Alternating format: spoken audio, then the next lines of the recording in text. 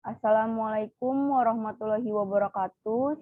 Salam sejahtera bagi kita semua. Puji syukur kehadirat Tuhan Yang Maha Esa atas rahmat dan nikmatnya sehingga saya dapat membuatkan video pembelajaran IPS terkait dengan materi faktor penyebab dan penghambat perubahan sosial budaya. Di masa pandemi saat ini tentunya saya berharap kita semua senantiasa diberikan kesehatan oleh Yang Maha Kuasa. Oleh karena itu, kita semua tetap patuhi protokol kesehatan dimanapun kita berada. Baik, sebelum kalian menonton video pembelajaran ini, alangkah baiknya kalian berdoa terlebih dahulu, agar apa yang kalian lihat dan dengarkan dari video ini tentunya dapat bermanfaat dan memperluas wawasan kalian, dan juga jangan lupa siapkan buku dan alat tulis untuk mencatat poin-poin penting dari video pembelajaran ini. Serta siapkan juga buku paket IPS kalian sebagai panduan belajar kalian. Baik, pada hari ini kita akan masuk pada materi faktor penyebab dan penghambat perubahan sosial budaya ya. Adapun tujuan pembelajaran yang hendak kalian capai pada materi ini yaitu peserta didik. Yang pertama, peserta didik mampu mengidentifikasi faktor-faktor penyebab perubahan sosial budaya. Yang kedua, peserta didik mampu menjelaskan faktor penghambat perubahan sosial budaya.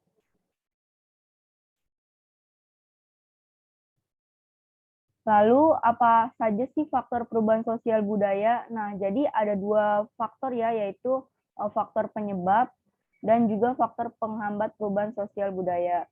Kita mulai dari faktor penyebab perubahan sosial budaya terlebih dahulu. Nah, adapun terdapat 7 faktor penyebab terjadinya perubahan sosial budaya. Yang pertama, bertambah dan berkurangnya penduduk. Yang kedua, penemuan baru. Ketiga, konflik. Keempat, terjadinya pemberontakan atau revolusi. Yang kelima, perubahan lingkungan alam. Keenam, peperangan. Lalu yang ketujuh, pengaruh kebudayaan masyarakat lain. Kita mulai dari faktor pertama, yaitu bertambah dan berkurangnya jumlah penduduk ya. Nah, perlu kita ketahui jumlah penduduk di Indonesia ini menduduki peringkat keempat terbanyak di dunia di tahun 2021. Namun dari tahun sebelum-sebelumnya juga Indonesia tetap menduduki peringkat keempat dengan jumlah penduduk terbanyak di dunia. Nah, lalu mengapa perubahan jumlah penduduk ini menimbulkan terjadinya perubahan sosial budaya?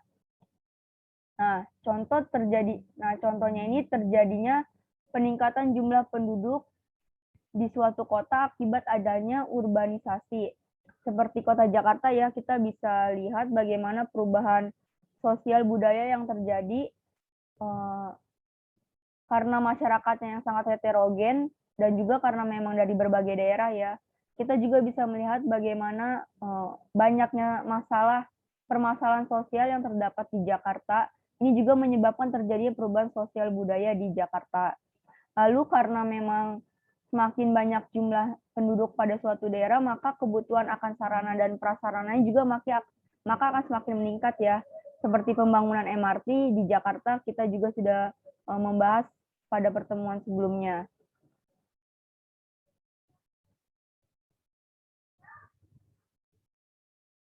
Lalu faktor penyebab yang kedua yaitu penemuan baru.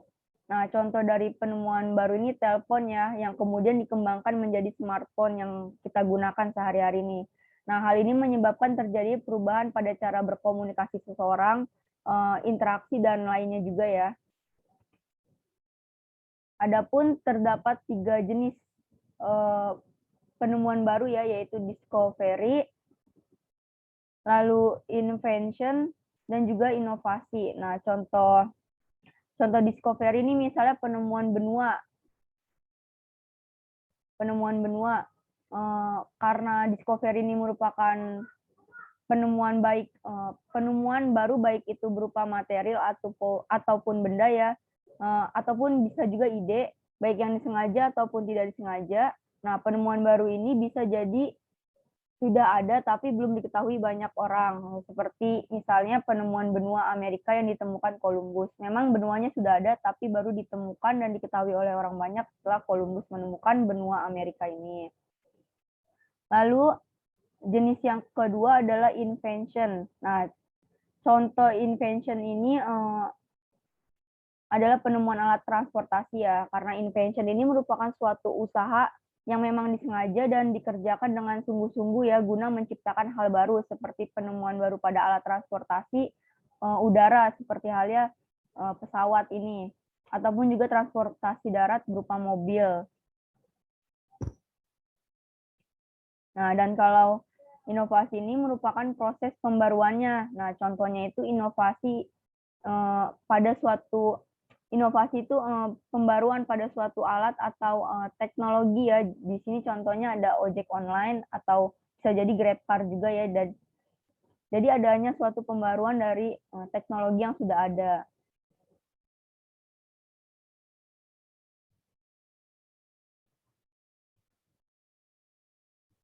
Lalu faktor yang ketiga, faktor penyebab ketiga yaitu konflik.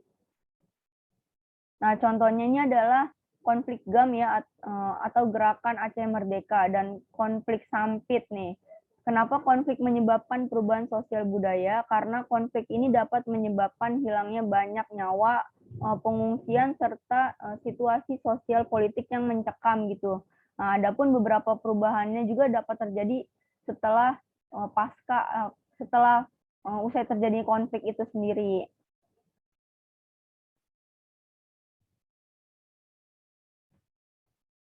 Lalu faktor penyebab yang keempat yaitu terjadinya pemberontakan atau revolusi. Nah, contohnya ini ada revolusi Mei 1998 ya. Nah, peralihan dari Orde Baru ke masa reformasi nih. Dan pada saat ini kita berada di era reformasi ya.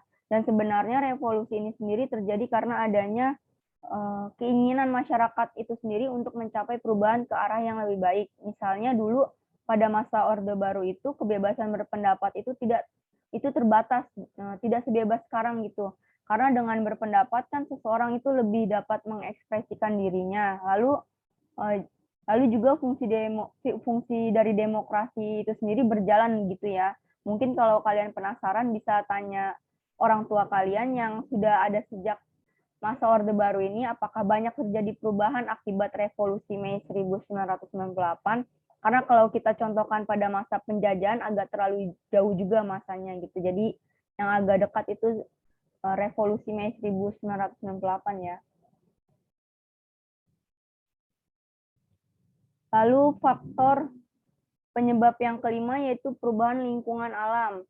Nah, contohnya ini contohnya itu ada yang disebabkan karena faktor alam itu sendiri atau faktor manusia. Nah, kalau faktor alam ini contohnya seperti tsunami Aceh ya, kita sudah bahas pada pertemuan sebelumnya. Lalu kalau perubahan alam yang disebabkan oleh faktor manusia itu contohnya seperti pencemaran sungai karena limbah nih, bisa karena limbah industri misalnya.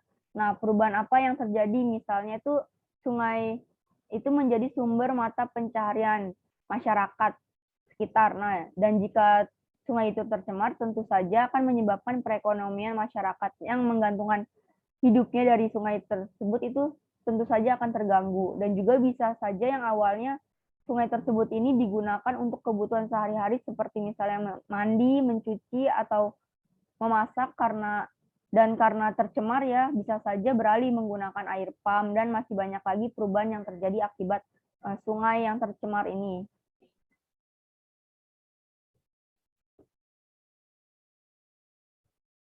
Kita lanjut lagi faktor penyebab keenam yaitu peperangan ya, faktor penyebab perubahan sosial yang keenam yaitu peperangan. Nah, contohnya ini saat Indonesia berperang melawan Belanda ataupun melawan Jepang. Nah, di buku paket kalian bisa kalian lihat ya saat perang melawan Jepang ini beberapa perubahan yang terjadi di Indonesia seperti bidang sosial, ekonomi, budaya, dan politik. Atau bisa kita amati bagaimana perubahan yang terjadi saat perang dan pasca perang tentunya terjadi banyak sekali ya perubahan sosial budaya pada suatu masyarakat yang berada pada masa tersebut.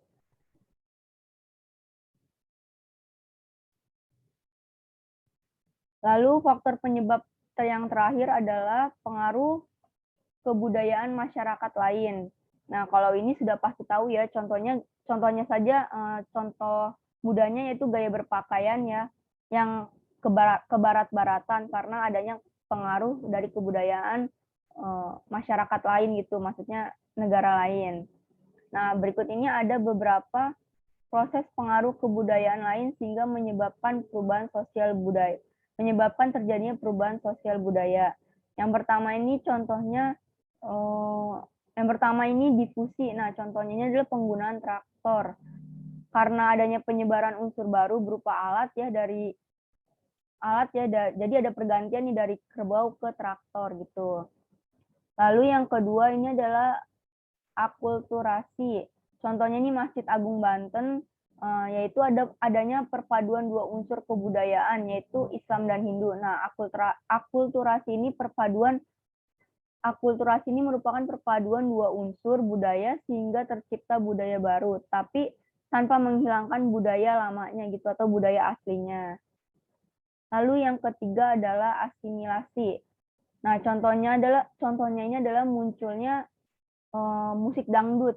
Perpaduan atau asimilasi ini merupakan perpaduan atau pembauran ya budaya sehingga membentuk budaya baru, namun menghilangkan budaya aslinya. Kalau akulturasi kan budaya asli tetap ada, tapi kalau asimilasi ini dua budaya ini melebur gitu sehingga membentuk budaya baru tapi budaya lamanya hilang. Jadi hanya muncul budaya baru gitu ya. Lalu yang keempat adalah penetrasi. Contohnya yaitu masuknya agama atau unsur budaya secara terpaksa karena penjajahan. Lalu yang kelima yaitu invasi. Nah, contohnya adalah penjajahan bangsa Belanda terhadap Indonesia ya. Lalu yang keenam adalah mileniarisme. Contohnya itu ialah munculnya semangat atau kebangkitan dari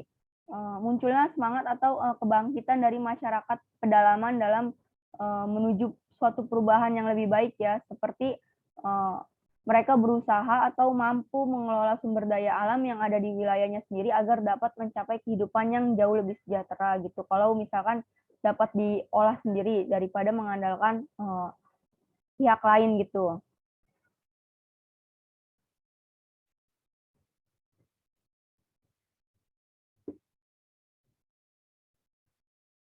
Lalu selanjutnya ini adalah faktor penghambat perubahan sosial budaya. Nah, di sini ada 5 ya. Yang pertama ada kehidupan masyarakat yang terasing, kedua perkembangan ilmu pengetahuan yang terlambat, ketiga sikap masyarakat yang tradisional, keempat adanya prasangka terhadap hal-hal baru atau asing ya, kelima adat istiadat. Faktor penghambat yang pertama adalah kehidupan masyarakat yang terasing. Nah, kenapa bisa menjadi penghambat? Karena masyarakat terasing ini kan tinggalnya jauh dari permukiman warga yang sudah mengenal teknologi. Nah, contohnya ini suku Bauzi ya di Papua. Nah, yang kehidupannya ini jauh dari kata modern karena memang tinggalnya ini di hutan yang sangat terpencil, sehingga sulit gitu. Akses transportasinya saja sulit, bagaimana mungkin teknologi masuk gitu. Jadi jarak juga mempengaruhi ya. Lalu faktor penghambat yang kedua adalah perkembangan ilmu pengetahuan yang terlambat. Nah, kemudian yang kedua ini ya, karena ini bisa terjadi pada masyarakat terasing juga atau tradisional ya, karena memang ada beberapa aturan pada suku yang melarang anggota sukunya ini mengenyam pendidikan. Nah, oleh karena itu dibutuhkannya nih, untuk mengatasi hal ini dibutuhkannya pendidikan bagi masyarakat pedalaman.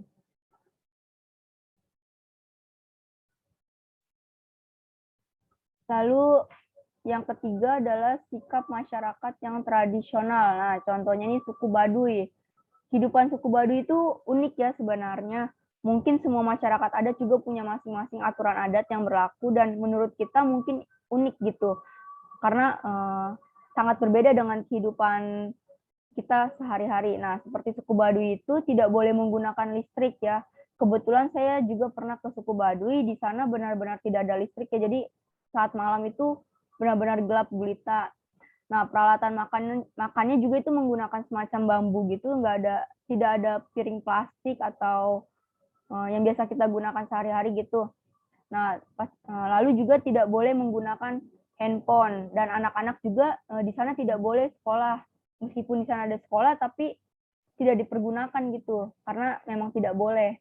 Nah, jadi kehidupannya ini benar-benar sangat tradisional dan harus mengikuti aturan adat yang berlaku yang berlaku di suku Baduy itu, dan juga aturan adat ini kan sudah dijalani secara turun temurun ya. Dan sebenarnya suku Baduy ini juga terbagi menjadi dua, ada suku Baduy dalam dan Baduy luar. Nah, yang sangat benar-benar tidak menerima pengaruh dari luar itu suku Baduy dalam. Nah, cirinya ini suku Baduy dalam ini menggunakan pakaian serba berwarna putih ya, seperti gambar ini. Nah, kalau Baduy luar itu identik dengan pakaian yang berwarna hitam. Lalu yang keempat, yaitu adanya prasangka terhadap hal-hal baru atau asing. Nah, contohnya ini penggunaan traktor. Awalnya kan terjadi penolakan karena adanya prasangka bahwa penggunaan traktor ini akan memudarkan sikap gotong royong masyarakatnya. Nah, ini juga mungkin yang kita alami dalam menerima budaya baru yang masuk ke negara kita. Ada prasangka bahwa budaya negara ini akan berdampak memudarkan kebudayaan asli kita gitu, atau bahkan merusak generasi kita, seperti masuknya film atau musik dari negara lain. Mungkin hal tersebut juga bisa kembali pada diri kita sendiri, bahwa bagaimana kita menyaring budaya baru yang masuk sehingga yang positifnya saja yang bisa kita ambil gitu ya.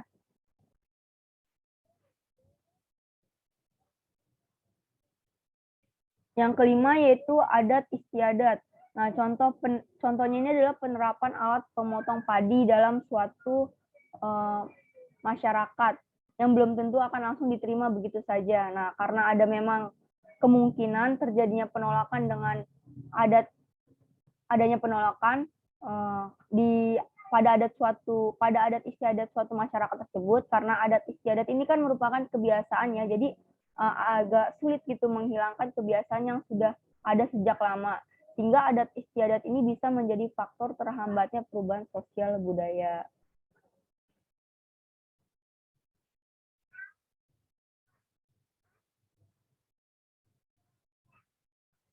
Nah, baik.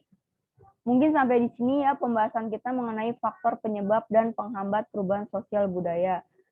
Semoga dengan kalian menyimak video ini, saya harap tentunya dapat memperluas wawasan kalian ya. Jika memang ada yang ingin ditanyakan, silakan saja bertanya. Insya Allah sebisa mungkin saya akan mencoba menjawab pertanyaan dari kalian. Baik, terima kasih jika sudah menyaksikan video ini, dan yang belum menyaksikan silakan tonton terlebih dahulu ya. Saya minta maaf jika ada kekurangan dalam penyampaian ataupun kesalahan